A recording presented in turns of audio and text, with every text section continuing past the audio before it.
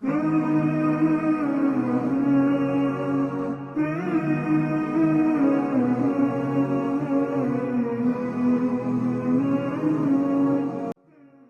الحمد لله نحمده ونستعينه ونستغفره ونعوذ بالله من شرور أنفسنا ومن سيئات أعمالنا من يهده الله فلا مضل له ومن يضلل فلا هادي له وأشهد أن لا إله إلا الله وحده لا شريك له وأشهد أن محمدا عبده ورسوله أما بعد فإن خير الحديث كتاب الله وخير الهدي هدي محمد صلى الله عليه وسلم وشر الأمور محدثاتها وكل محدثة بدعة وكل بدعة ضلالة وكل ضلالة في النار. أعوذ بالله من الشيطان الرجيم. بسم الله الرحمن الرحيم. ربي اشرح لي صدري ويسر لي أمري واحلل عقدة من لساني يفقهوا قولي. ربي زدني علما ربي زدني علما ربي زدني علما. اللهم صل على محمد وعلى آل محمد كما صليت على إبراهيم وعلى آل إبراهيم إنك حميد مجيد. اللهم بارك على محمد وعلى آل محمد كما باركت على إبراهيم وعلى آل إبراهيم إنك حميد مجيد. لا حول ولا قوة إلا بالله العلي العظيم. لا حول ولا قوة إلا بالله العلي العظيم. لا حول ولا قوة إلا بالله العلي العظيم. السلام علیکم ورحمۃ اللہ وبرکاتہ. داستان رابعہ صلی اللہ علیہ وسلم کورس کی آج ہم دوسری قسط پڑھنے جا رہے ہیں انشاءاللہ. اس قسط کا نام ہے چنا ہوا گھرانہ. جیسے کہ ہم نے پہلی قسط میں یہاں تک سنا تھا کہ حضرت ابراہیم علیہ السلام کے اوپر اللہ تعالیٰ نے جب جو آزمائشیں ڈالی وہ اس پہ پورا اترے، اور جو آزمائش ہم نے لاسٹ میں پڑھی تھی جس کے بعد اللہ تعالیٰ نے انہیں یہ نام دیا تھا کہ میں آپ کو امام بناؤں گا، تو وہ تھی اپنے بیٹے کو قربان کرنے والی. یعنی انہوں نے یہ آزمائش بھی پوری کر دی. اب اس قسط کا آغاز ہوتا ہے وہاں سے جب حضرت اسماعیل علیہ السلام مکہ کے اندر بڑے ہو رہے ہیں، پرورش پا رہے ہیں. دوسری جانب میں نے آپ کو بتایا تھا کہ حضرت سارہ کے ہاں بھی حضرت اسحاق پیدا ہو چکے ہیں. اب یہ دو بھائی ہیں اور آپ نے ان دونوں بھائیوں کے متعلق ایک ساتھ سمجھنا ہوگا. کبھی ہم سیرت کو جہاں بھی ہمیں آگے بھی کبھی ذکر آئے گا تو ہمیں علم ہوگا کہ یہ بیک گراؤنڈ کیا تھا. حضرت اسماعیل علیہ السلام جب جوان ہو جاتے ہیں اور ان کی شادی کا معاملہ پیش آتا ہے، تو جیسے میں نے آپ کو بتایا تھا کہ مختلف قبیلے آ کے وہاں رہنے لگ گئے تھے، تو ان میں سب سے پہلا قبیلہ تھا قبیلہ جرہم. قبیلہ جرہم کی ایک لڑکی سے حضرت اسماعیل کی شادی ہو جاتی ہے. یہ یاد رکھیے گا، یہاں میں کلیئر کر دوں کہ حضرت اسماعیل کی جب شادی ہوتی ہے تو اس وقت ان کی شادی میں حضرت ابراہیم شریک نہیں ہوتے. حضرت ابراہیم کا یہ معمول تھا کہ وہ کچھ وقفے کے بعد آتے تھے اور ملاقات کر کے چلے جاتے تھے، تو شادی میں ان کا آنا اس وقت نہیں ہو سکا. کچھ عرصے بعد حضرت ابراہیم اپنے بیٹے سے ملنے کے لیے آئے ہیں، تو تب اس وقت حضرت اسماعیل علیہ السلام گھر پر موجود نہیں تھے. حضرت ابراہیم کی ملاقات ہوئی اپنی بہو سے، جن سے وہ پہلے واقف نہیں تھے اور نہ وہ ان سے واقف تھی. تو حضرت ابراہیم علیہ السلام نے نا اپنی بہو سے حال احوال کیا اور یہ نہیں بتایا کہ میں کون ہوں، صرف ان کی طبیعت معلوم کرنے کے لیے کچھ سوالات کیے ہیں، اور جواب میں انہوں نے کچھ اس انداز سے شکوہ کیا ہے کہ ہمارا گزر بسر اچھے انداز میں نہیں ہو رہا. حضرت ابراہیم نے یہ بات سننے کے بعد حضرت اسماعیل کی بیوی کو کہا کہ جب اسماعیل آئیں تو ان کو کہنا کہ اپنے دروازے کی چوکھٹ کو تبدیل کر لیں. یہ ایک طرح سے آپ سمجھے کوڈ ورڈ تھے جو کہ بیوی کو سمجھ نہیں آئے، لیکن جب حضرت اسماعیل واپس آئے ہیں اور بیوی نے بتایا ہے نا کہ اس طرح کے حلیے کے کوئی بزرگ آئے تھے، وہ آپ کا پوچھ رہے تھے اور انہوں نے آپ سے یہ کہا ہے کہ اپنے دروازے کی چوکھٹ تبدیل کر لیں، تو حضرت اسماعیل سمجھ گئے تھے کہ وہ میرے والد ہیں. اور اس بات کا مطلب یہ ہے کہ میں اپنی اس بیوی کو طلاق دے چھوڑ دو. انہوں نے فوراً اپنے والد کا حکم مانا اور بیوی کو طلاق دے دی. یہاں پر ایک مسئلہ میں آپ سے ڈسکس کرنا چاہوں گی. ہر دفعہ سیرت میں جب میں اس مقام پہ پہنچتی ہوں تو یہ بات کرتی ہوں کہ اکثر لوگ یہ سوال کرتے ہیں کہ جیسے حضرت ابراہیم علیہ السلام نے اپنے بیٹے کو کہا کہ اپنی بیوی کو طلاق دے دو اور بیٹے نے فرما برداری کرتے ہوئے طلاق دے دی، تو کیا ماں باپ کے کہنے پر بیوی کو طلاق دی جا سکتی ہے؟ ہم یہاں پہ کوئی مسائل نہیں پڑھ ہم سیرت رہے ہیں، لیکن اکثر یہ سوال آتا ہے تو میری کوشش ہوتی ہے کہ میں یہاں پر ہی یہ بات کلیئر کر دوں کہ نبی کے پیچھے وحی کی تائید ہوتی ہے، یعنی اللہ تعالیٰ کا حکم آتا ہے. نبی کے علاوہ جو عام انسان، عام امتی ہوتے ہیں، وہ چاہے کتنا ہی فرما بردار بیٹے کے والدین کیوں نہ ہو، بیٹے کے اوپر بالکل بھی لازم نہیں ہے کہ اگر وہ اپنی بیوی کے ساتھ اچھی زندگی گزار رہا ہے تو صرف ماں باپ کے حکم کے بعد بیوی کو چھوڑ دے. ابراہیم علیہ السلام اللہ کے نبی تھے، یہ حکم اللہ کے نبی کو اللہ نے دیا، اور حضرت اسماعیل علیہ السلام بھی یہ بات جانتے تھے کہ میرے والد صرف عام والد نہیں ہیں بلکہ اللہ کے پیغمبر ہیں، اسی لیے انہوں نے تابع فرمان ہوئے اور اپنی بیوی کو طلاق دے دی. اس کے بعد پھر قبیلہ جرہم ہی کے سردار، اس کا نام ہے مزاز بن عمر، اس کی بیٹی سے حضرت اسماعیل کی دوسری شادی ہوتی ہے، اور دوبارہ اسی طرح کا ملتا جلتا واقعہ پیش آتا ہے کہ حضرت ابراہیم اپنی بہو سے اور بیٹے سے ملنے کے لیے آتے ہیں. حضرت اسماعیل موجود نہیں ہوتے گھر میں اور ان سے بات چیت ہوتی ہے، تو اندازہ ہوتا ہے کہ یہ والی جو بیوی ہیں سردار کی بیٹی، یہ بہت شکر گزار طبیعت کی مالک ہیں اور حضرت ابراہیم کی بہت اچھی مہمان نوازی کرتی ہیں، اور ان کے انداز میں اللہ کا شکر بہت زیادہ تھا. تو حضرت ابراہیم کہتے ہیں کہ جب اسماعیل آئیں تو ان کو کہنا کہ اب دروازے کی چوکھٹ تبدیل نہ کریں. حضرت اسماعیل واپس آئے، بیوی نے وہی صورتحال بتائی، تو حضرت اسماعیل سمجھ گئے کہ میرے والد چاہتے ہیں کہ اب میں اپنی ساری عمر اسی زوجہ کے ساتھ گزاروں. اب یہاں پہ معاملہ آ جاتا ہے کہ کچھ عرصے بعد حضرت ابراہیم کا واپس آنا ہوتا ہے. اس عرصے میں یاد رکھیں حضرت حاجرہ کی وفات ہو جاتی ہے. حضرت ابراہیم کا واپس آنا ہوتا ہے، وہ دیکھتے ہیں کہ حضرت اسماعیل جو ہیں وہ اس جگہ پر جہاں زمزم کا کنواں ہے جو ان کی والدہ نے ہی بنایا تھا، اور اب وہ مکمل ایک کنویں کی شکل اختیار کر گیا تھا کیونکہ لوگوں نے اس کو اور اچھی طریقے سے تعمیر کر لیا تھا، اس کنویں کے ہی پاس بیٹھے ہوئے حضرت اسماعیل تیر بنا رہے تھے. حضرت ابراہیم نے ان کو آ کے کہا کہ اسماعیل، مجھے اللہ کی طرف سے ایک اور حکم آیا ہے، اور وہ حکم یہ ہے کہ ہمیں اللہ کا وہ گھر جو آدم علیہ السلام کے آنے کے بعد اللہ تعالیٰ نے فرشتوں کے ذریعے تعمیر کرایا تھا اور طوفان نوح میں اٹھا لیا تھا، اس گھر کو انہی بنیادوں پہ واپس تعمیر کرنا ہے. یہ اللہ کا حکم آیا. حضرت اسماعیل نے کہا کہ ٹھیک ہے، آپ کو جو اللہ کا حکم آیا ہے آپ کیجئے.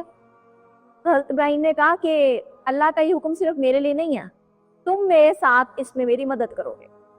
حضرت اسماعیل نے کہا میں تیار ہوں. دونوں باپ بیٹا کا خانہ کعبہ تعمیر کرنا ایک بہت یادگار اور ایمان افروز واقعہ ہے.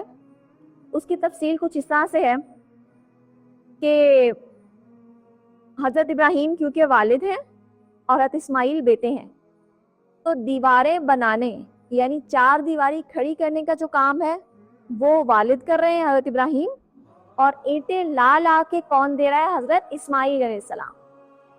یعنی جیسے کہتے ہیں نا بھاگنے کا دوڑنے کا کام سارا کر رہے ہیں بیٹے، اور والد جو ہیں وہ رکھ رہے ہیں دیواروں کی بنیادیں، ان کے اوپر دیواریں بنا رہے ہیں. اچھا، اب یہاں پہ آپ یہ اندازہ لگائیں کہ دو باپ بیٹا ہیں اور اللہ کے برگزیدہ پیغمبر بھی ہیں اور دوست بھی ہیں حضرت ابراہیم علیہ السلام، اور بنا کس کا کر رہے ہیں؟ اللہ کا. لیکن اس کے باوجود حضرت ابراہیم اور حضرت اسماعیل کی کچھ دعائیں ملتی ہیں ہمیں جو خانہ کعبہ کی تعمیر کے وقت انہوں نے مانگی ہے اللہ سے، اور وہ دعائیں ہمارے لیے بہت بڑا ایک سبق ہیں اگر ہم سیکھنا چاہیں، اس پہ عمل کرنا چاہیں کہ آپ کا عمل کیا ہی بڑا عمل ہوگا کہ وہ خانہ کعبہ کی تعمیر سے بڑھ کر عمل نہیں ہو سکتا، کہ آپ اللہ کے حکم سے اللہ کا گھر بنا رہے ہوں اور آپ اللہ کے وہ بندے ہوں جن کی اللہ نے اتنی زیادہ تعریف فرمائی ہے کہ میں نے جب جو امتحان ابراہیم کو دیا ہے ابراہیم نے پاس کیا ہے، کسی امتحان میں ناکام نہیں ہوئے۔ وفا کرنے والے ابراہیم اب بنا رہے ہیں اللہ کا گھر، دعائیں کیا کر رہے ہیں؟ سب سے پہلی دعا قبولیت عمل کی دعا، یہ جو میں عمل کر رہا ہوں نا، اے اللہ اس کو قبول فرمانا، ربنا تقبل منا، ہم دونوں سے یہ عمل قبول فرمانا۔ ہم دیکھیں ہمارے اندر یہ ہوتا ہے کہ جب ہم کوئی کام کرتے ہیں نا، ہمیں لگتا ہے یہ بہت بڑا ہم کارنامہ کر رہے ہیں اور اس عمل نے تو قبول ہونا ہی ہے، اور ہم بالکل نہیں سوچتے کہ ہم اس عمل، چاہے وہ جتنا بھی مرضی بڑا عمل کیوں نہ ہو، ہمیں ساتھ ساتھ دعا مانگنی چاہیے کہ اللہ یہ عمل ہم کر رہے ہیں، اس میں کسی قسم کا ریاکاری اور دکھاوے کا عنصر نہ آئے، اس کو خالص اپنی رضا کے لیے مخصوص کرتے ہوئے ہم سے قبول کر لینا۔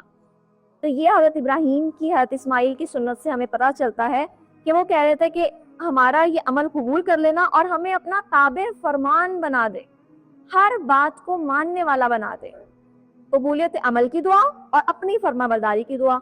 اب آپ سوچیں حضرت ابراہیم اگر یہ دعا مانگ رہے ہیں تو ہمارا کیا لیول رہ جاتا ہے کہ ہم کوئی بھی کام کریں اور اس میں ہم یہ دعا نہ مانگے کہ اللہ ہم سے قبول بھی فرما اور ہمیں اپنا فرما بردار بنا، کیونکہ ہم تو حضرت ابراہیم کے بالکل بھی ایک ذرے کے برابر نہیں ہو سکتے جو عمل انہوں نے اللہ کی محبت میں پیش کیے ہیں۔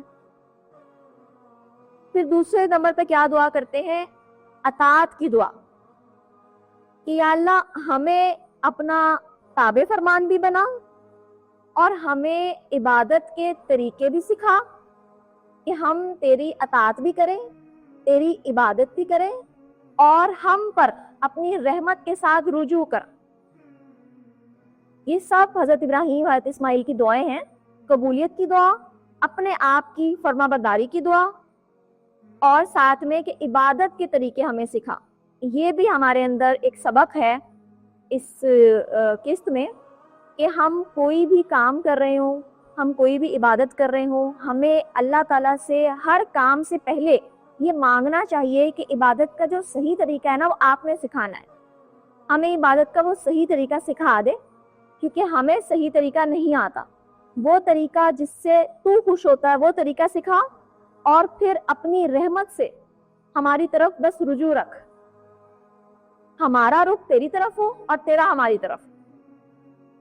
پھر اس کے بعد ایک بہت خاص دعا، اور وہ دعا یہ تھی کہ ہماری اولاد میں سے ایک ایسی جماعت پیدا ہو جائے جو مسلم ہو، صرف اور صرف تیری ہو۔ مسلم کا مطلب ہوتا ہے وہ جماعت جس کی اپنی مرضی نہ ہو، وہ اپنی مرضی اللہ کے آگے سپرد کر دے، وہ ہوتا ہے مسلم، جس کو آپ آسان الفاظ میں کہتے ہیں تابع فرمان، کہ جو اللہ تعالیٰ نے فرمان جاری کیا آپ نے اس کی تابع داری کرنی، اور بس آپ نے صرف اللہ ہی کی طرف اپنا رخ رکھنا ہے، اللہ ہی کی فرما برداری، اللہ ہی کے لائے ہوئے احکام کے مطابق عمل کرنا ہے، وہ ہوتا ہے مسلم۔ تو یہاں حضرت ابراہیم خانہ کعبہ بنا رہے ہیں اور نہ صرف اپنے لیے دعا کر رہے ہیں بلکہ یہ کہ ہماری اولاد میں سے بھی ایک ایسی جماعت ہونی چاہیے۔ سب تو انہیں پتا تھا کہ نہیں ہو سکتے کیونکہ یہ دستور ہے، لیکن ایک جماعت ایسی رہنی چاہیے جو مسلم کہلائے، ٹھیک ہے۔ اس کے بعد پھر ایک اور دعا کی، وہ یہ کہ اے ہمارے رب، ان میں یعنی اسماعیل علیہ السلام اور ان کی اولاد کی طرف اشارہ کرتے ہوئے، ابھی حضرت اسماعیل کی شادی ہوئی ہے تو ہم اولاد کا تذکرہ بھی آگے پڑھیں گے، ان میں انہی کے اندر سے ایک رسول بھیج جو کیا کام کرے، ان لوگوں کو تیری آیات پڑھ کے سنایا کرے، تلاوت، انہیں کتاب اور حکمت کی تعلیم دے۔ سب سے پہلے وہ رسول کیا کریں گے؟ آیات پڑھ کے سنائیں گے یعنی تلاوت، پھر دوسرے نمبر پر وہ کتاب اور حکمت کی تعلیم دیں گے، تلاوت کے ساتھ ساتھ وہ تفسیر بھی بتائیں گے، تعلیم بھی دیں گے۔ تیسرے نمبر پر ان کو پاک کرے، ان کا تزکیہ کرے، ظاہری بھی اور باطنی بھی، ہر لحاظ سے ان کے اندر جو برائیاں ہیں نا ان کو پاک کر دے۔ بے شک تو ہی غالب ہے، تو ہی حکمت والا ہے۔ یہ وہ جسے کہتے ہیں یادگار دعائیں ہیں جو اللہ تعالیٰ نے حضرت ابراہیم علیہ السلام، حضرت اسماعیل علیہ السلام کی خانہ کعبہ کی تعمیر کے دوران خود ہمیں قرآن مجید میں اللہ تعالیٰ نے نازل فرما دی کہ وہ یہ دعائیں کر رہے تھے، اور تم بھی اپنے کسی کام کا دار و مدار اپنی طاقت کو مت سمجھا کرو، میری طرف رجوع کیا کرو۔ تم کتنا ہی نیک کام کیوں نہیں کر رہے ہو، اگر اس میں خلوص نہیں ہوگا یا وہ عبادت اس طریقے پر نہیں ہوگی جیسے میں چاہتا ہوں، جیسے میں سکھانا چاہتا ہوں، تو کوئی فائدہ تمہارے کسی عبادت کا نہیں ہوگا۔ تو یعنی یہاں پر حضرت ابراہیم نے ہمیں یہ چیزیں سکھائیں۔ خانہ کعبہ کی تعمیر اسی طرح مکمل ہوئی کہ وہ 4 دیواری تھی، اور یہ یاد رکھیں کہ وہ 4 دیواری جب وہ بنا رہے تھے نا تو وہ بنیادیں جن پہ پہلے بنا تھا خانہ کعبہ انہی پر وہ بنا رہے تھے، لیکن وہ بالکل زمین کے ساتھ لگا ہوا خانہ کعبہ ہے، اوپر کا اٹھا ہوا نہیں ہے، زمین کے ساتھ لگا ہوا ہے، 4 دیواری ہے، اس کی چھت نہیں ہے، بغیر چھت کے بس 4 دیواری انہوں نے بنا دی ہے۔ پھر اس کے بعد اللہ تعالیٰ نے حجر اسود کی شکل میں پتھر بھیجا جو کہ جنت کا پتھر ہے، وہ اللہ نے بھیجا۔ اب اس کو نصب کرنا ہے تو اس کو ایک کونے میں نصب کر دیا گیا۔ حضرت ابراہیم علیہ السلام کے بارے میں ایک معجزہ ہے جس کا جب بھی خانہ کعبہ کی تعمیر کا ذکر آتا ہے تو ذکر کرنا ضروری ہوتا ہے، وہ یہ کہ جس پتھر پہ کھڑے ہو کے حضرت ابراہیم علیہ السلام نے خانہ کعبہ کی یہ 4 دیواری بنائی ہے، تو وہ پتھر اللہ کے حکم سے اوپر اور نیچے حرکت کرنے والا تھا۔ جیسے ہی حضرت اسماعیل علیہ السلام کوئی اینٹ لا کر اپنے والد کو پکڑاتے ہوں گے کہ اب آپ نے یہ رکھنی ہے، پھر اس کے اوپر دوسری رکھنی ہے، اسی طرح وہ دیوار مکمل ہوتی ہے۔ تو جیسے جیسے حضرت ابراہیم کو جتنی اونچائی پہ جا کر اینٹ نصب کرنی ہوتی تھی، وہ پتھر خود بخود اوپر چلا جاتا تھا اور پھر دوبارہ نیچے آ جاتا۔ اب آپ تصور کریں کہ وہ 4 دیواری جتنے دن میں مکمل ہوئی ہوگی، حضرت ابراہیم اس پر کھڑے ہو کر یہ کام کر رہے ہیں۔ جب کام مکمل ہوا ہے اور حضرت ابراہیم اس پتھر پر سے نیچے اترے ہیں تو حضرت ابراہیم کے دونوں قدموں کے نشان اس پتھر پر نصب ہو چکے تھے، وہ فکس ہو چکے تھے۔ آج بھی وہ خانہ کعبہ کے اندر موجود ہے اور اس جگہ کو ایک سنہری جالی کے ساتھ بند کر دیا گیا ہے، اور اس جگہ کو کہا جاتا ہے مقام ابراہیم۔ اس کے بعد اب یہ تو ہو گیا، اب یہاں پہ آپ نے دیکھا ہے کہ حضرت ابراہیم نے دعا کی تھی کہ اللہ ہمیں عبادت کے طریقے بھی سکھا، تو اس عبادت میں نا پھر اللہ نے فوراً حضرت جبرائیل کو بھیجا کہ آپ بتائیں کہ عبادت، اب میرا گھر تعمیر ہو گیا نا تو سب سے پہلے اب عبادت تو ہوگی حج، جو میرے گھر کا طواف ہوگا، حج ہوگا، وہ ضروری کرنا ہے کیونکہ میرا گھر اب زمین پر دوبارہ آ گیا ہے۔ آپ ایسا کریں کہ دور نزدیک جتنے لوگ آباد ہیں نا سب کو حج کا اعلان کر دیں۔ آپ نے کہنا ہے کہ آج سے جو جو شخص استطاعت رکھتا ہو وہ اللہ کے گھر کا حج لازمی کرے گا۔ حضرت ابراہیم نے کہا یا اللہ میں کیسے اعلان کر دوں؟ تو جبرائیل نے کہا آپ کو بس اللہ کا حکم آیا ہے، آپ اعلان کریں، آواز پہنچانا اللہ کا کام ہے۔ اور وہی ہوا۔ حدیث میں الفاظ آتے ہیں کہ حضرت ابراہیم علیہ السلام نے تلبیہ کہتے ہوئے لبیک اللہم لبیک کہ اللہ میں حاضر ہوں کہتے ہوئے حج کا یہی اعلان دہرایا تھا، اور ان کے سامنے دنیا میں آباد جتنی بھی وادیاں تھیں پیش کر دی گئی تاکہ سب میں حضرت ابراہیم کی آواز بآسانی پہنچ جائے، اور پہاڑ وہاں سے ہٹ گئے تھے۔ حدیث میں الفاظ آتا ہے پہاڑوں نے نا اپنے سر جھکا دیے تھے، مطلب کیا ہے کہ وہ سب وہاں سے سرک گئے تھے تاکہ آواز دور دور تک جا سکے۔ وہاں پہ ہر طرف پہاڑ تھے نا، تو پہاڑوں کے اندر اندازہ ہوتا تھا کہ اگر آواز دی جائے گی تو یہ دب جائے گی۔ پہاڑوں نے سر جھکا دیا کہ اللہ کا حکم آیا اور حج کی منادی اب ساری دنیا میں ہونی ہے، تو پہاڑ نے تو فوراً سمینا رہا تھا نہ کرنا تھا، پہاڑوں نے سر جھکا دیے اور وادیاں اور بستیاں حضرت ابراہیم کے سامنے پیش کر دی کہ اب اعلان کریں۔ یہ تھا اللہ کا گھر جو تعمیر کر دیا گیا۔ حضرت ابراہیم علیہ السلام کی بھی وفات ہو گئی کچھ عرصے بعد۔ اس کے بعد حضرت اسماعیل علیہ السلام کو بھی نبوت مل چکی تھی۔ حضرت اسماعیل نے وہی والی شریعت پیش کی ہے جو ان کے والد کی تھی، کوئی نئی شریعت پیش نہیں کی۔ حضرت اسماعیل علیہ السلام بھی شریعت پیش کرتے رہے، لوگوں کو تبلیغ کرتے رہے۔ مکہ جو کہ عرب میں واقع ہے اب بہت زیادہ وسیع ہو چکا تھا، وہاں پہ ہر طرف آبادی ہو گئی تھی۔ اس کے علاوہ مکہ کے آس پاس بھی بہت سارے شہر بن گئے تھے، جن میں یثرب، میں نے آپ کو نام پچھلی قسط میں بھی بتایا تھا، یہ ہو گیا تھا۔ اب حضرت اسماعیل علیہ السلام کی جو شریعت ہے اس میں سب لوگ حضرت ابراہیم علیہ السلام والی شریعت پر ہی عمل کر رہے ہیں، یعنی توحید پر قائم ہے۔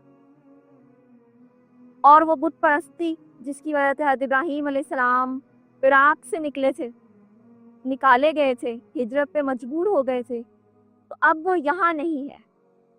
شرک سے پاک ہے مکہ، اور حضرت اسماعیل علیہ السلام کی وہی بیوی مزاز بن عمر کی بیٹی ہیں، اور ان سے حضرت اسماعیل کے 12 بیٹے ہوئے۔ ساتھ ساتھ میں آپ کو ملک شام کا بھی منظر پیش کرتی رہا کروں گی تاکہ آپ کو مشکل پیش نہ آئے۔ مکہ میں اگر حضرت اسماعیل علیہ السلام اپنے 12 بیٹوں کے ساتھ موجود ہیں، یعنی نسل کا سلسلہ شروع ہو گیا ہے، اسی طرح حضرت اسماعیل کے بھائی حضرت ابراہیم کے دوسرے بیٹے حضرت اسحاق وہ شام میں موجود ہیں۔ اسحاق علیہ السلام کے بیٹے ہیں یعقوب علیہ السلام، اور یہاں پر حضرت اسماعیل کے 12 بیٹے ہیں۔ 12 بیٹوں کے نام میں آپ کو یہاں بتاتی ہوں: قیدار، نابت، مبشام، مشما، دوما، تیما، حدد، میشا، ادبائل، یتور، نفیس اور قیدمان۔ یہ 12 بیٹے ہیں، انشاءاللہ یہ نام آپ کو لکھے ہوئے بھی مل جائیں گے۔ حضرت اسماعیل کے یہ 12 بیٹے ہیں، تو اگر ہم مکہ کے اندر ان کی صورتحال دیکھیں تو حضرت اسماعیل علیہ السلام نے 136 سال عمر پائی تھی، 136۔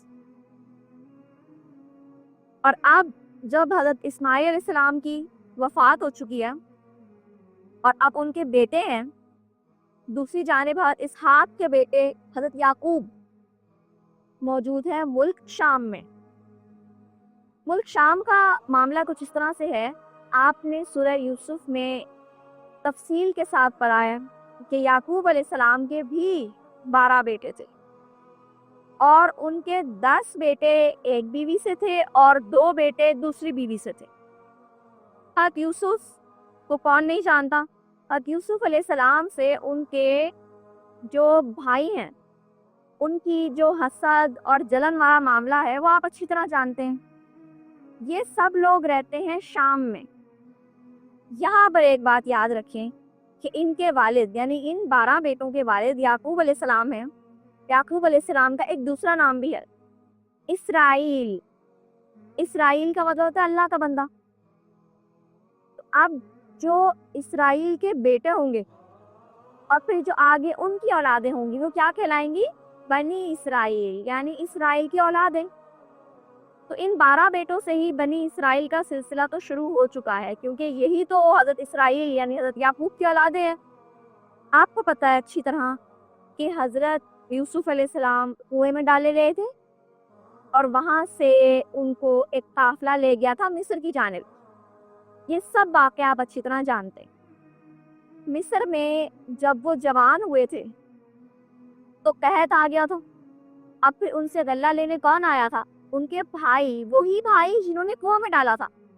اور پھر وہی جب پہچان کا سلسلہ ہوا کہ اچھا یہ ہمارا وہ بھائی ہے، اور اب یہ اس منصب پر ہے کہ اللہ نے نہ صرف نبوت دے دی ہے بلکہ بادشاہت بھی دے دی ہے، تو وہ معاملہ بہت زیادہ تھا کہ انہوں نے معافی بھی مانگی تھی۔ پھر حضرت یوسف نے اپنے والد جو کہ ان کے غم میں رو رو کے نابینا ہو گئے تھے یعنی یعقوب علیہ السلام، ان کو شام سے بلوا لیا تھا مصر۔ اسی طرح اب وہ جب حضرت یعقوب گئے ہیں، 12 بیٹے سب مصر چلے گئے، ان کی اور بھی اولادیں تھیں، وہ سارا خاندان حضرت یعقوب کا یہ کیا کہلایا؟ بنی اسرائیل۔ اب بنی اسرائیل شام سے منتقل ہو چکے ہیں مصر، انہوں نے جب شام خالی کیا نا تو وہاں پہ قبضہ ہو گیا تھا قوم عمالقہ کا۔ قوم عمالقہ ایک بہت بڑی جسامت والی قوم تھی اور انہوں نے ان کے ملک شام پہ قبضہ کر لیا تھا۔ اب یہ لوگ تو مصر میں آ کے آباد ہو گئے، لیکن ان کا آباد ہونا کوئی بہت اچھا ثابت نہیں ہوا بنی اسرائیل کا، اس لیے کہ یوسف علیہ السلام کی وفات کے بعد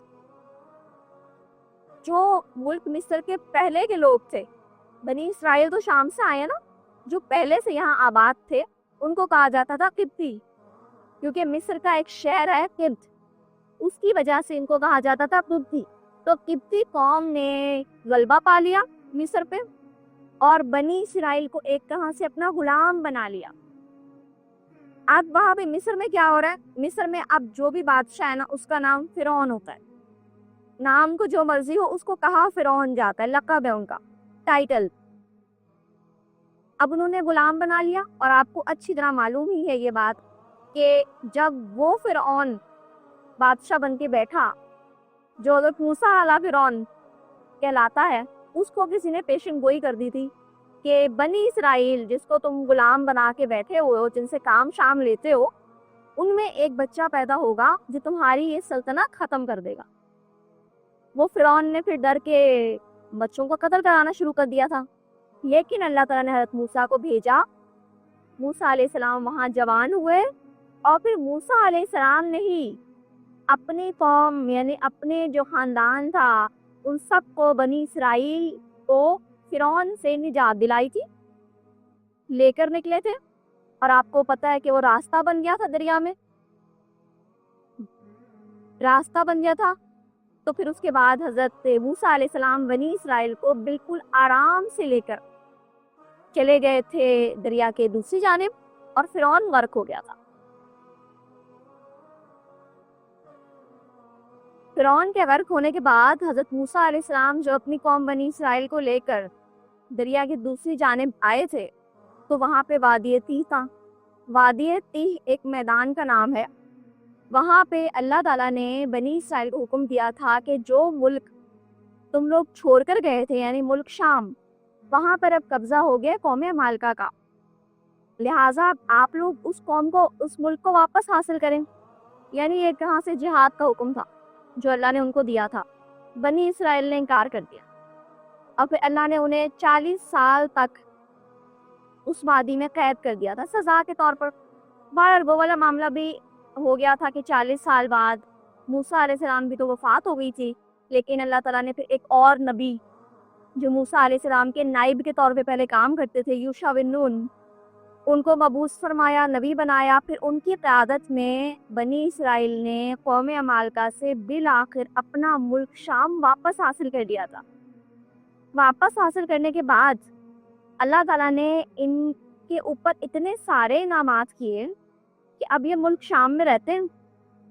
ان کا کیا معاملہ ہے کہ اللہ تعالیٰ نے نہ صرف ان کے پاس ایک کے بعد ایک نبی بھیجنے شروع کیے، بہت سارے انبیاء آئے، بہت ساری کتابیں نازل ہوئیں، ہر معاملے میں اگر یہ کوئی برا بھی کرتے تھے تو اللہ سزا میں بھی ان کے لیے انعام رکھتے تھے۔ یہ بنی اسرائیل کے ساتھ خصوصیت تھی۔ لیکن انہوں نے کیا کیا، انہوں نے جو بھی انبیاء آ رہے تھے ان کی تعلیمات کو ختم، کتابوں کو تبدیل، بہت سارے نبیوں کا قتل بنی اسرائیل نے کیا، شرک میں مبتلا ہو گئے۔ اب یہ ساری بدعمالیاں جب ہوئی تو اللہ تعالیٰ نے سزا کے طور پر ان کے ساتھ ایک معاملہ کیا ہے۔ وہ کیا کہ ان کے اوپر ایک کے بعد ایک جب نبی آتے جا رہے تھے اور یہ کسی کا قتل کرتے، کسی کے ساتھ کوئی برائی کرتے، کتابوں کو تبدیل کرتے، یہ سارا معاملہ کر رہے تھے، یہاں تک کہ اللہ تعالیٰ نے ان کے اوپر سیکنڈ لاسٹ نبی اور عیسیٰ علیہ السلام بھی بھیج دیے۔ اور ان کو اب لگتا تھا کہ عیسیٰ علیہ السلام کے بعد جو سب سے آخری نبی آئیں گے وہ بھی ہمارے بنی اسرائیل میں سے ہوں گے۔ حالانکہ یہ کسی نبی کا احترام نہیں کرتے تھے، ان کی تعلیمات کا احترام نہیں کرتے تھے۔ عیسیٰ علیہ السلام کے ساتھ بھی بنی اسرائیل نے کیا کیا، چند ایک بنی اسرائیل کے علاوہ سب کے سب ان کے مخالف تھے، یہاں تک کہ ان کے جان کے دشمن بن گئے، ان کو قتل کرنے کے لیے چلے گئے۔ اللہ نے عیسیٰ علیہ السلام کو اوپر اٹھا لیا آسمانوں پر۔ اب ان کے پاس نبوت کا سلسلہ ختم ہو چکا ہے، بنی اسرائیل کے پاس ان کی کتابوں میں لکھا ہوا ہے کہ اب بس ایک نبی آنے ہیں، اور اب اِسا کر کے ان کا حلیہ ہوگا، ان کا حال ہوگا، وہ کہاں پر آئیں گے، وہ سب لکھا ہوا ہے۔ انہیں لگتا تھا کہ اب یہ جو آخری نبی آنے ہیں نا، یہ بنی اسرائیل میں سے ہی آئیں گے، اور کہاں سے ہو سکتے ہیں، کیونکہ بنی اسرائیل میں تو اللہ تعالیٰ نے اتنے سارے انبیاء بھیجے ہیں۔ اب عیسیٰ علیہ السلام کیونکہ ان کے آخری نبی تھے، تو صرف چند ایک لوگ تھے جو حضرت عیسیٰ علیہ السلام کے ساتھ تھے، لیکن پھر انہوں نے ہی اور ان کی اولادوں نے ہی بہت زیادہ جسے کہتے ہیں تعلیمات پھیلانی شروع کی، اور جو عیسیٰ علیہ السلام کے ساتھ تھے نا، ان کو حواری کہا جاتا تھا۔ حواریوں کی پھر آگے اولادیں ہوئیں، اور ان سب نے مل کر عیسائیت کو فروغ دیا۔ یہاں پر ملک شام میں وہ بنی اسرائیل جو بدعمالیاں کرے جا رہے تھے، وہ موجود تھے۔ اب وہ بدعمالیاں جو کر رہے تھے نا، تو اللہ تعالیٰ نے ان کو سزا تو دینی تھی۔ ان کے اوپر سزا یہ ہوئی کہ اللہ تعالیٰ نے وہ لوگ جنہوں نے عیسائیت کو فروغ دیا تھا، وہ ان کے اوپر مسلط ہو گئے۔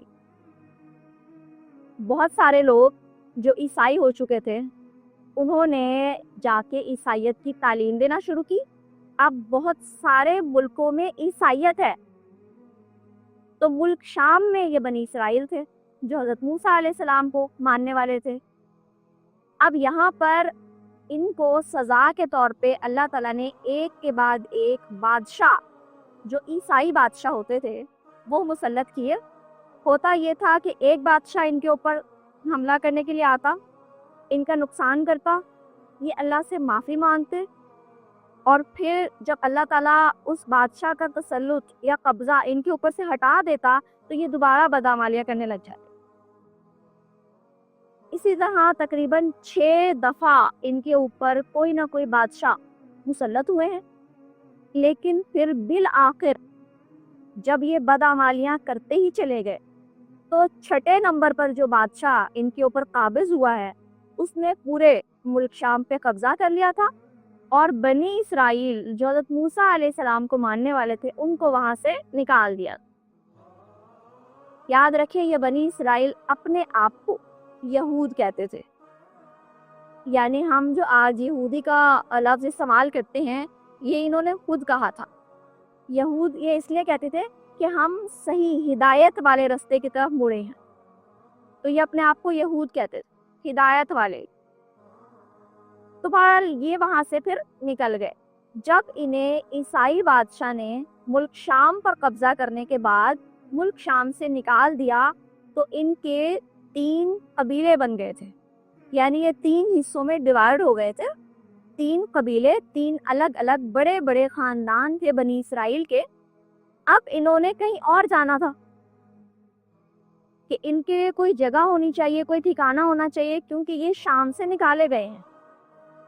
انہوں نے قرۂ ارض پہ جو جگہ اپنے لیے مخصوص کی اور سوچی، وہ عرب کی وہ سرزمین تھی کہ جہاں ایک شہر میں حضرت اسماعیل کی اولادیں رہتی ہیں، اور دوسرا شہر ہے یثرب۔ تو یہ یہودی اپنے وہ تینوں قبائل لے کر یثرب کی جانب چلے جاتے ہیں۔ اب دوسری جانب اگر ہم مکہ کی طرف آئیں، تو مکہ میں حضرت اسماعیل کے 12 بیٹے موجود ہیں۔ ان 12 بیٹوں کے بارے میں بھی روایات آتی ہیں کہ ان میں سے 10 کا پھر کوئی نام و نشان نہیں رہا تھا کہ وہ کہاں چلے گئے تھے، اپنی فیملیز کو، اپنے خاندان کو لے کے، شاید وہ کہیں اور شفٹ ہو گئے تھے، لیکن آپ یوں سمجھیں وہ گمنام ہو گئے تھے۔ صرف 2 ہیں، قیدار اور نابت۔ ان دونوں کا نام آتا ہے کہ یہ دونوں موجود رہے تھے، ان کی نسل بہت زیادہ بڑی ہوئی تھی۔ قیدار کے بارے میں آتا ہے کہ جب قیدار کی نسل، حضرت اسماعیل کے جو بیٹے ہیں نا، ان کی نسل جب آگے چلی ہے، تو انہوں نے مکہ میں ہی رہنا پسند کیا ہے۔ قیدار ہیں وہ جن کی نسل مکہ میں پلی بڑھی ہے، اور بہت زیادہ ان میں اضافہ ہو گیا تھا، جبکہ جو نابت ہیں ان کا جب خاندان بڑھا تو انہوں نے یثرب جانا پسند کیا تاکہ دو بھائیوں کے جو خاندان ہے وہ دو الگ الگ جگہ ہو جائیں اور اس طرح رہائش میں بھی آسانی ہو جاتی ہے۔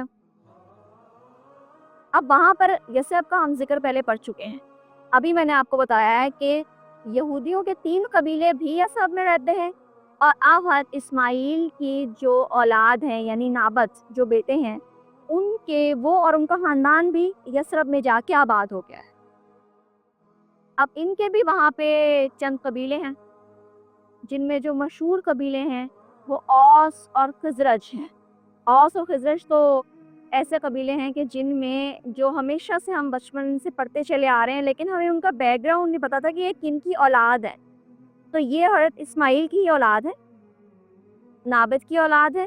یثرب میں جا کے انہوں نے خود رہائش اختیار کی تھی۔ کہتے ہیں جب یہ مکہ سے نکلے تھے نا تو پہلے انہوں نے یمن کا رخ کیا تھا، یمن میں جا کے، لیکن ان کو بہت زیادہ اچھا معاش نہیں ملا تھا یا ان کو ماحول سمجھ نہیں آیا تھا، یہ واپس آ گئے اور واپس آ کے پھر انہوں نے مکہ میں نہیں بلکہ یثرب میں اپنا ٹھکانہ بنا لیا تھا۔ اب یثرب کے اندر 2 طرح کے مذہب رہتے ہیں، ایک مذہب ہے حضرت ابراہیم حضرت اسماعیل والا مذہب، کیونکہ نابت کی اولادیں وہاں رہتی ہیں، اوس اور خزرج، اور ایک مذہب ہے حضرت موسیٰ علیہ السلام والا مذہب، یعنی بنی اسرائیل کے 3 قبیلے، یہودیوں کے 3 قبیلے وہاں آباد ہیں اور پراگ کرتے ہیں۔ یہ والا معاملہ ہے۔ اگر ہم مکہ میں آئیں تو قیدار کی اولادیں یہاں رہ رہی ہیں، یہ بھی حضرت ابراہیم حضرت اسماعیل کی شریعت پہ عمل کرنے والے لوگ ہیں۔ قیدار کی اولادوں سے اگر ہم آگے چلیں، یہاں پر ایک بات میں آپ کو بتا دوں کہ اس وقت مکہ کے اندر بھی اور یثرب کے اندر بھی قبائل سسٹم بہت زیادہ بڑھ گیا ہے۔ قبیلوں کا معاملہ ایسا ہوتا ہے کہ یہ لوگ قبیلے میں جو سب سے زیادہ طاقتور ہوتا ہے، جس کی شخصیت بہت زیادہ اچھی ہوتی ہے یا اس کے پاس مال بہت زیادہ ہوتا ہے، اس کو اپنا سردار چن لیتے ہیں، اور قبیلے کا جو سردار ہوتا ہے نا اس کی بات ایسے ہوتی ہے جیسی رعایا کے لیے اس کے بادشاہ کی بات ہوتی ہے، کہ اگر بادشاہ نے کچھ کہہ دیا ہے تو بس پھر اس کی بات حرف آخر ہو جائے گی، اسی کو مانا جائے۔ تو اسی طرح قبیلے جو ہے وہ اپنے سردار کی عزت اسی لیول کی کیا کرتے تھے۔ دونوں شہروں کے اندر، یثرب میں بھی مکہ میں بھی قبیلے ہیں۔ مکہ کے اندر جو اہم قبیلہ ہے وہ بنو جرہم ہے، جس میں حضرت اسماعیل کی شادی بھی ہوئی تھی، میں نے آپ کو بتایا۔ تو بنو جرہم کو جو سردار ہے مزاز بن عمر، تو اس نے بہت زیادہ لمبی عمر پائی تھی۔ پھر اس کے بعد اس کی جو سرداری تھی نا وہ اس کے اپنے بیٹوں میں منتقل ہوتی جا رہی تھی۔ اب وہ یہاں پر آپ یہ دیکھیں کہ 2 طرح کے افراد ہیں، ایک وہ ہیں کہ حضرت اسماعیل نے جہاں شادی کی، یعنی وہ ان کی بیوی کا خاندان ہے بنو جرہم، تو سرداری مکہ کی بنو جرہم کے پاس ہے۔ حضرت اسماعیل کی جو اپنی اولاد ہے قیدار اور پھر ان کی اولاد ہے، ان کے پاس سرداری نہیں ہے، لیکن یہ چیز کافی عرصہ تک نہ رہ سکی، اور جب بہت سال صرف بنو جرہم کی سرداری کو ہی گزر گئے تو یہ بات بنو اسماعیل کو پسند نہیں آئی، قیدار اور ان کی اولادوں کو یہ بات پسند نہیں آئی، تو ان میں لڑائی ہو گئی، اور جب وہ لڑائی ہوئی تو وہ بہت زیادہ اس قسم کی لڑائی تھی کہ اس میں خانہ کعبہ کی بھی بہت زیادہ بے حرمتی ہوئی اور لوگوں کا بھی بہت زیادہ نقصان ہوا۔ بنو جرہم نے جب یہ دیکھا کہ اب بنو اسماعیل ہمارے سامنے آنے لگ گئے ہیں اور انہوں نے یہ کہا ہے کہ اب سرداری ہم میں بھی ہونی چاہیے، تو بنو جرہم خود مکہ چھوڑ کے چلے جاتے ہیں، اور جاتے جاتے بس ایک کام کرتے ہیں، وہ یہ کہ زمزم کا کنواں جو حضرت ہاجرہ اور حضرت اسماعیل علیہ السلام کی یادگار ہے اس کو بند کر کے چلے جاتے ہیں، اور نہ صرف بند کرتے ہیں بلکہ اس کے اندر دنیا جہان کی چیزیں ڈال دیتے ہیں تاکہ وہ کنواں کبھی کھول ہی نہ سکے۔ بہت کچھ اس میں جواہرات بھی ہوتے ہیں، اس میں لکڑیاں ہوتی ہیں، اس میں تیر ہوتے ہیں، اس میں تلواریں ہوتی ہیں، بہت کچھ اس میں بھر دیتے ہیں اور زمزم کا کنواں بند کر کے چلے جاتے ہیں۔ اب تیدار کی اولادیں جب آگے بڑھتی ہیں تو ان میں چند لوگوں کا ذکر آتا ہے جن کا میں نام لینا یہاں ضروری سمجھوں گی، کیونکہ اب سرداری جو ہے وہ بنو اسماعیل کے پاس آ گئی ہے تیدار کی اولادوں میں۔ تو ان میں ایک بہت مشہور شخصیت ہیں، ان کا نام ہے عدنان۔ عدنان کے بعد سرداری آتی ہے کنانا میں، کنانا کے بعد سرداری آتی ہے فہر میں۔ اگر ہم فہر کو تھوڑا تفصیل کے ساتھ دیکھیں تو فہر تیدار کی اولادوں میں ایک ایسی شخصیت ہیں جو بہت زیادہ طویل القامت یعنی لمبی پرسنالٹی کے مالک ہیں، اور ان کی ہائٹ بہت زیادہ ہے، اور نہ صرف ہائٹ بلکہ جسامت میں بھی کافی زیادہ ہیں۔ تو ایک مرتبہ کیا ہوا کہ فہر مکہ کی زمین پر لیٹے ہوئے تھے، تو کسی شخص نے گزرتے ہوئے ان کو کہا کہ ایسا لگا ہے کوئی انسان نہیں، جیسے قرش لیٹی ہو۔ قرش کہتے ہیں بہت بڑی مچھلی کو، جیسے ویل مچھلی ہوتی ہے نا، تو سمندر کی بہت بڑی مچھلی کو قرش کہا جاتا ہے۔ اس وقت سے فہر کا نام قرش پڑ گیا، اور قرش سے ہی جو ان کی اولادیں اور پھر ان کی اولادیں آگے آئیں تو وہ سارا کچھ قبیلہ قریش کہلایا، یعنی یہ قرش کی اولاد ہے، قبیلہ قریش۔ فہر یعنی قرش کو اللہ تعالیٰ نے بہت زیادہ اولاد سے نوازا تھا۔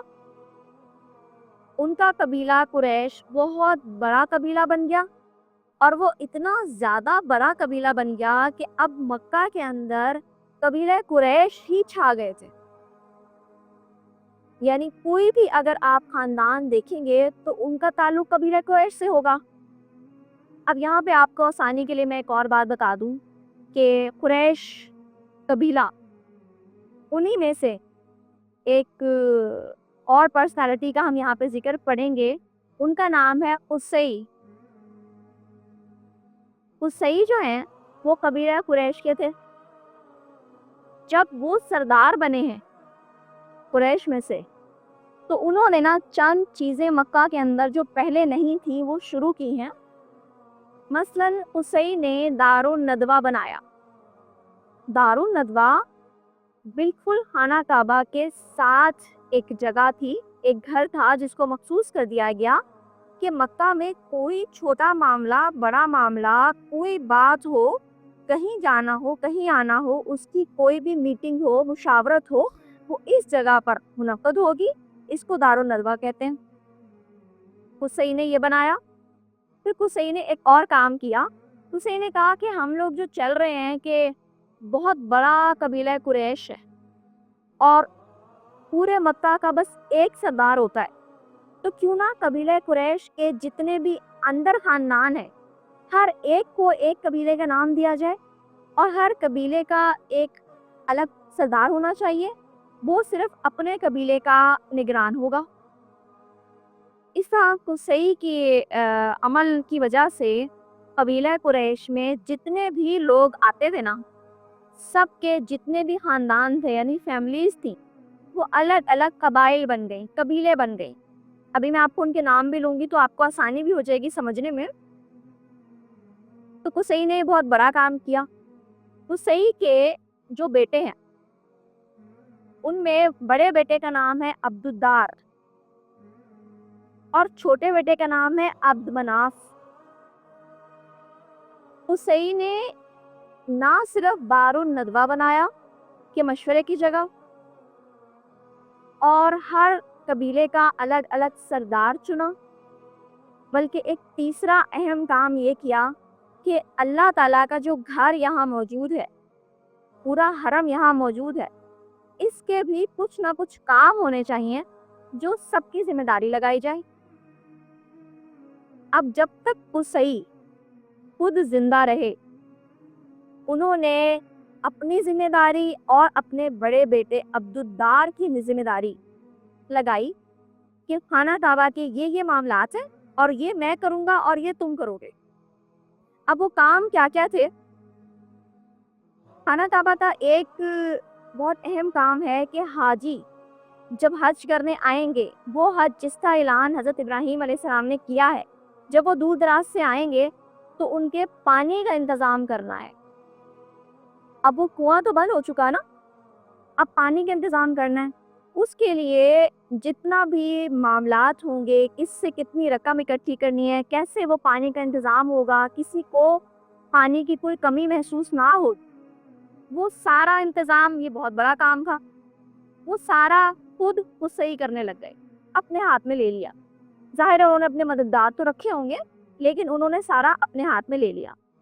دوسری چیز ہوتی ہے جو حاجیوں کی مہمان نوازی ہوتی ہے۔ پانی کے علاوہ کے جو معاملات ہوتے ہیں اس کا کام بھی خود صحیح اپنے ہاتھ سے کرنے لگ گئے۔ تیسرا کام ہوتا ہے خانہ کعبہ کی پاسبانی۔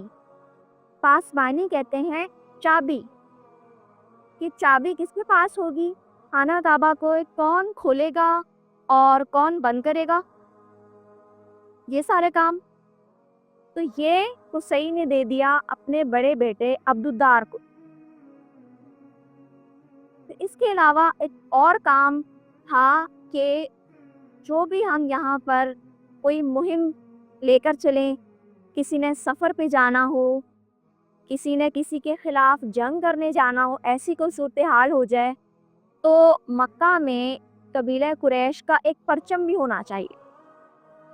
اس پرچم کی جو علم برداری ہوتی ہے اور جو اس کی حفاظت ہوتی ہے وہ بھی میرا بڑا بیٹا عبدالدار ہی کرے گا، اور اس کا خاندان، مطلب عبدالدار کا مطلب ہوتا تھا کہ اس کے بچے بھی سب شامل ہوں گے اس کام میں۔ تو چابی یعنی پاسبانی اور پرچم عبدالدار کو دے دیا گیا کہ یہ آپ نے کرنا ہے۔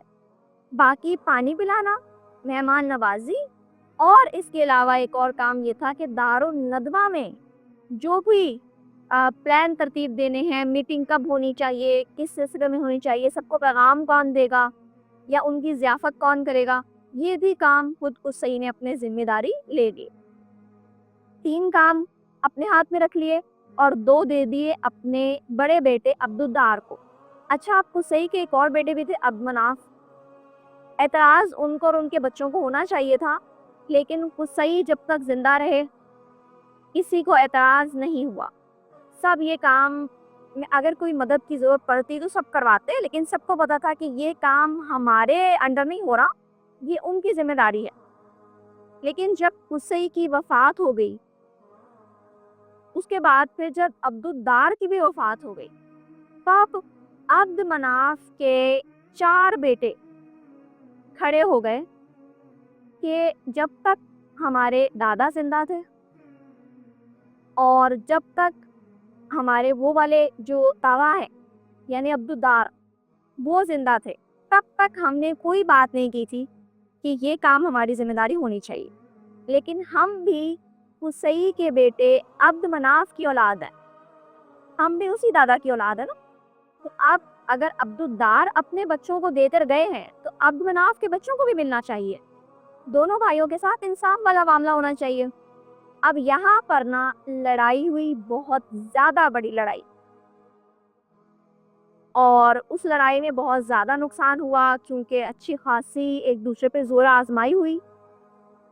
اس لڑائی میں کچھ ایسے قبیلے بھی تھے جو قریش سے تعلق نہیں رکھتے تھے لیکن وہ مکہ کا حصہ تھے، جن میں بنو خزاعہ اور بنو بکر بھی آتے ہیں۔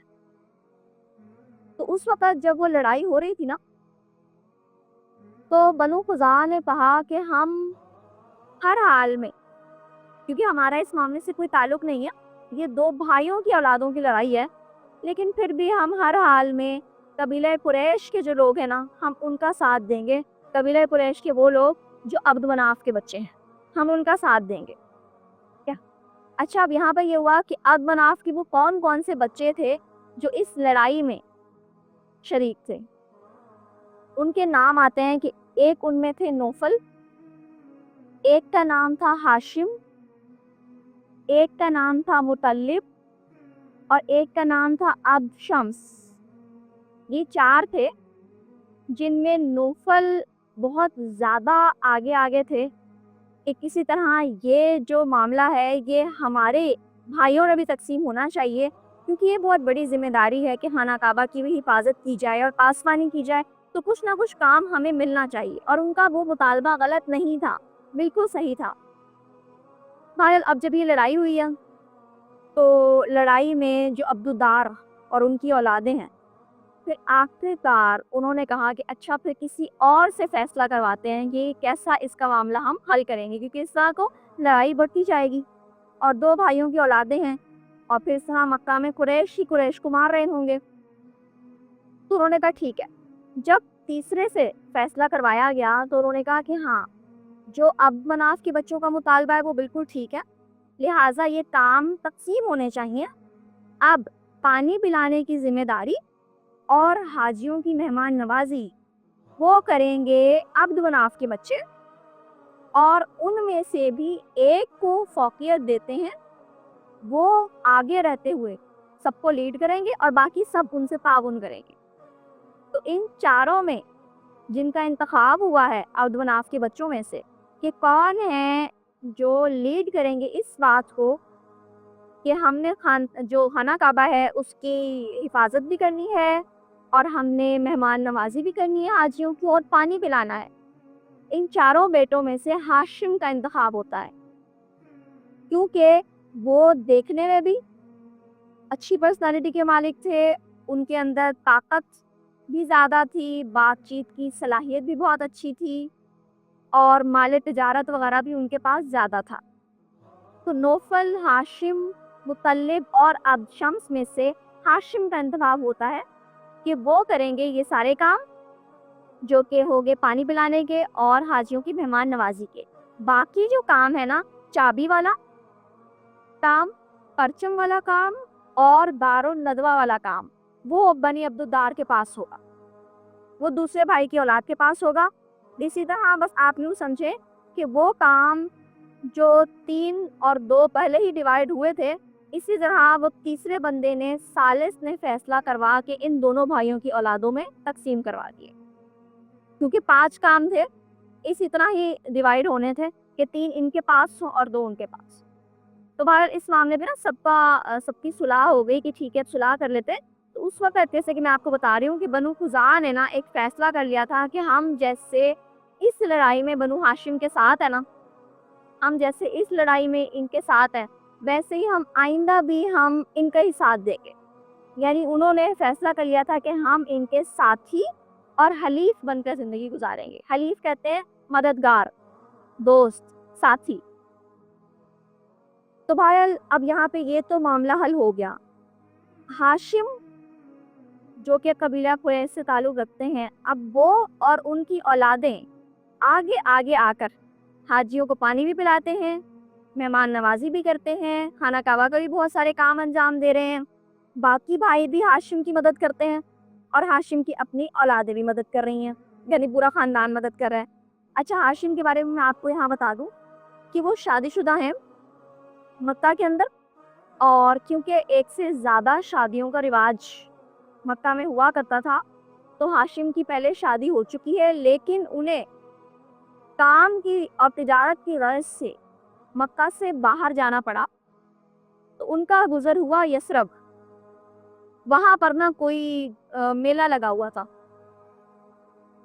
تو یثرب میں ان کو بنو نجار قبیلہ، ان کی ایک خاتون بہت پسند آئی جن کا نام سلمہ بتایا جاتا ہے۔ تو سلمہ سے انہوں نے شادی کا پیغام دیا اور وہاں ان کی شادی ہو گئی۔ جب شادی ہو گئی تو وہ سلمہ کو لے کر مکہ نہیں آئے، بلکہ سلمہ یثرب ہی رہ گئی۔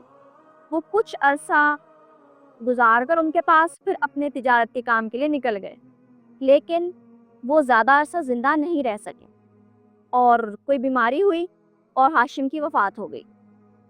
ہاشم کی جب وفات ہوئی ہے تو جو سلمہ ہے نا، ان کے ہاں ایک بیٹے نے جنم لے لیا تھا جن کا نام سلمہ نے شیبہ رکھا۔ یثرب کے اندر ہاشم کے ایک بیٹے کی پیدائش ہو چکی ہے جن کا نام ہے شیبہ۔ شیبہ چند ہی سال کے ہوئے تھے کہ مکہ میں اب ہاشم کے 3 بھائی اور موجود ہیں، نوفل، مطلب اور عبد شمس، اور ہاشم کے دنیا سے جانے کی خبر بھی ان کو مل چکی ہے، اور اب وہ سب مل کے خانہ کعبہ کے وہ کام جو ہاشم انجام دیتے تھے وہ کر رہے ہیں۔ لیکن ان کو خبر ملتی ہے کہ یثرب کے اندر ان کا ایک بھتیجا موجود ہے، یعنی ہاشم کا بیٹا۔ تو ان بھائیوں میں سے ایک بھائی جن کا نام مطلب بتایا جاتا ہے، وہ اٹھ کھڑے ہوتے ہیں کہ میں اپنے بھتیجے کو مکہ لے کر آؤں گا، کیونکہ وہ ہماری اولاد ہے، اس کی پرورش یہاں ہونی چاہیے۔ وہ فوراً سلمہ کے پاس جاتے ہیں، اور سلمہ شروع میں تو ان کو منع کر دیتی ہیں، لیکن پھر سلمہ یہ سوچتے ہوئے کہ مجھ جیسی بیوہ خاتون کے پاس پرورش پانے سے زیادہ بہتر ہے کہ اپنے خاندان میں جائیں اور وہاں پرورش پائیں، وہاں ان کی بہتر طریقے سے جو ہے وہ تربیت ہو سکتی ہے۔ تو شیبہ جو ہیں وہ مطلب یعنی اپنے چچا کے ساتھ سواری پہ سوار ہو جاتے ہیں، اور وہ ان کو لے کر مکہ آ جاتے ہیں۔ جب مطلب شیبہ کو لے کے مکہ کی حدود میں داخل ہوتے ہیں، اس وقت مکہ کے اندر ایک اعلان شروع ہو جاتا ہے کہ مطلب جو ہیں وہ اپنے غلام کو لے کر آئے ہیں۔ مطلب کسی لڑکے کو غلام بنا کر لے کر آئے ہیں۔ تو وہاں پہ نا مطلب بہت زیادہ ان کو سمجھاتے ہیں کہ یہ میرا غلام نہیں ہے، یہ ہاشم کا بیٹا ہے، یہ میرے بھائی کا بیٹا ہے، لیکن کوئی ان کی بات نہیں سنتا۔ بعد میں ان کو یہ بات سمجھ میں آ جاتی ہے، لیکن اب ایک دفعہ جو چیز مشہور ہو گئی وہ مشہور ہو گئی۔ مطلب بتاتے ہیں کہ اس کا نام شیبہ ہے، لوگ کہتے ہیں کہ نہیں یہ تو عبد المطلب ہے، یعنی مطلب کے غلام۔ اب اس وقت سے لے کر ہمیشہ کے لیے آج تک بھی شیبہ کو کوئی شیبہ کے نام سے نہیں جانتا، وہ عبد المطلب یعنی مطلب کے غلام کی حیثیت سے ہی مشہور ہے، اور یہی ان کا نام ہے۔ اب آپ کو یقیناً انشاءاللہ اس بات کی سمجھ میں آ گئی ہوگی کہ ہم کس مقام تک پہنچ چکے ہیں، کہ یہ نبی کریم صلی اللہ علیہ وسلم تک پہنچنے کے لیے ایک بالکل قریب کا پوائنٹ ہے، اور اب ہم حضور کے دعوت تک پہنچ چکے ہیں۔ عبد المطلب ایک ایسا نام ہے کہ اگر میں صرف شیبہ لے کے چلتی تو کسی کو شاید یہ بات واضح نہ ہوتی کہ یہ کس کا ذکر ہو رہا ہے۔ تو ہاشم جو ہیں وہ نبی کریم صلی اللہ علیہ وسلم کے پردادا ہیں، اور عبد المطلب جن کا ذکر آج ہم نے یہاں پڑھ لیا ہے، چنا ہوا گھرانہ دوسری قسط، وہ نبی کریم صلی اللہ علیہ وسلم کے دادا ہیں۔ حدیث میں الفاظ آتے ہیں کہ اللہ تعالیٰ نے بنو اسماعیل یعنی اسماعیل علیہ السلام کی اولاد میں سے کنانا کو منتخب کیا تھا، اور کنانا کی اولاد میں سے قریش کو منتخب کیا تھا، اور قریش میں سے بنو ہاشم کو یعنی ہاشم کی اولاد، جہاں آج ہم تذکرہ چھوڑ رہے ہیں عبد المطلب، یہ ہاشم کی اولاد ہیں۔ تو قریش میں سے بنو ہاشم کو منتخب کیا، اور بنو ہاشم میں سے پھر مجھے منتخب کیا، یعنی یہ سارا گھرانہ اگر ہم ہسٹری سے دیکھیں تو یہ اللہ تعالیٰ کی طرف سے چنا ہوا گھرانہ ہے۔ امید کرتی ہوں آج کا سبق آپ کو سمجھ میں آ گیا ہوگا۔ انشاءاللہ ہمارے کورس کی خاص بات یہ ہے کہ اس میں آپ کو نہ صرف میرے آڈیو لیکچرز بلکہ آپ کو تحریری شکل میں بھی کچھ مواد مل جایا کرے گا، جو مین پوائنٹس اکثر ہمیں شکایت آتی ہے کہ ہمیں لوگوں کے نام، جگہوں کے نام اور قبائل کے نام یاد کرنے میں بہت مشکل ہوتی ہے، تو وہ آپ کو لکھے ہوئے مل جائیں گے جن سے آپ مستفید ہو سکتے ہیں انشاءاللہ۔ آپ کو ان پہلی دو اقساط یعنی وہ ابراہیم علیہ السلام جنہوں نے وفا کی اور چنا ہوا گھرانہ، ان سے آپ کو کیا ایسی بات سیکھنے کو ملی، اگر آپ اس کا مختصر سا نچوڑ مجھے بتائیں تو کیا ہوگا؟ اگر ہم سامنے بیٹھی کلاس سے پوچھیں تو پہلے آپ لوگ بتائیں، اور جو لوگ مجھے آڈیو میں سن رہے ہیں پھر اس کے بعد وہ بتائیں گے۔ بتائیں۔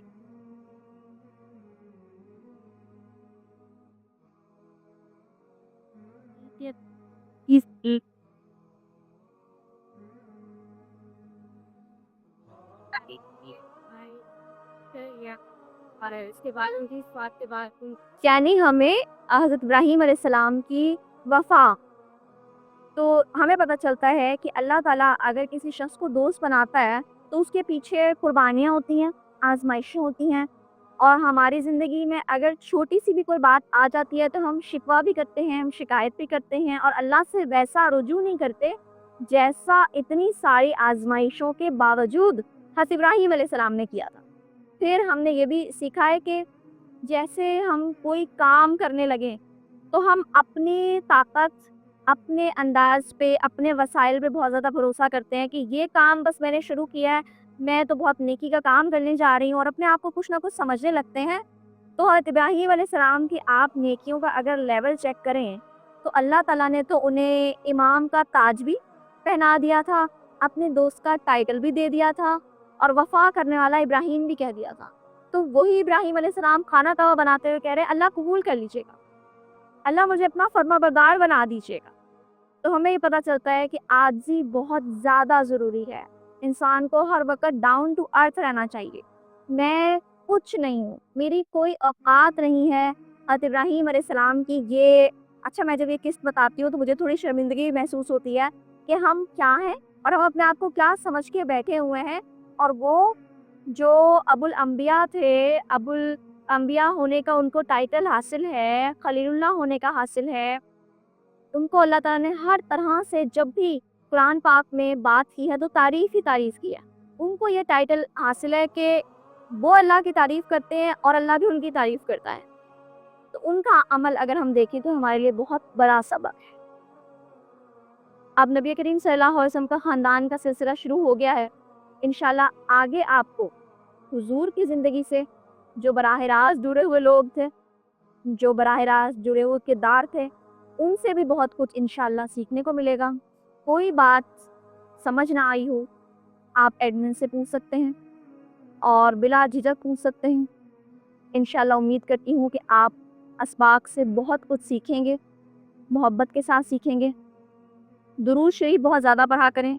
نبی کریم صلی اللہ علیہ وسلم کی سیرت ہم پڑھ رہے ہیں تو اس سیرت کا یہ تقاضا ہے کہ ہم اپنی بہت زیادہ محبت حضور کے لیے پیش کریں، کیونکہ یہ صرف کوئی عام داستان نہیں ہے کہ ہم واقعات کی طرح پڑھیں اس کے بعد پھر اٹھ کے اپنے اپنے کام میں لگ جائیں۔ ہمیں اپنی محبت دکھانی ہوگی۔ اگر ہمیں یہ چاہیے کہ جیسے میں نے آغاز میں دعا کی تھی کہ اللہ یہ سیرت جو میں پڑھا رہی ہوں اور جو میرے ساتھ اس سیرت کو سن رہے ہیں نا، اللہ تعالیٰ اس سیرت کو ہماری مغفرت کا ذریعہ بنا دے۔ تو یہ اسی صورت میں ہوگا جب ہم اس سیرت کو نہ صرف سنیں گے بلکہ اپنی ذمہ داری سمجھتے ہوئے اس پر عمل بھی کرنے کی کوشش کریں گے، تاکہ ہم اللہ تعالیٰ کو دکھا سکیں کہ یا اللہ یہ وقت ہم نے آپ کے نبی کی زندگی کو سیکھتے ہوئے گزارا تھا اور اس پہ عمل کی بھی کوشش کی تھی پوری نیت اور اخلاص کے ساتھ۔ تو انشاءاللہ امید ہے کہ یہ چیز ہمارے لیے یہ وقت ذخیرہ آخرت ثابت ہو جائے گا۔ السلام علیکم ورحمۃ اللہ وبرکاتہ۔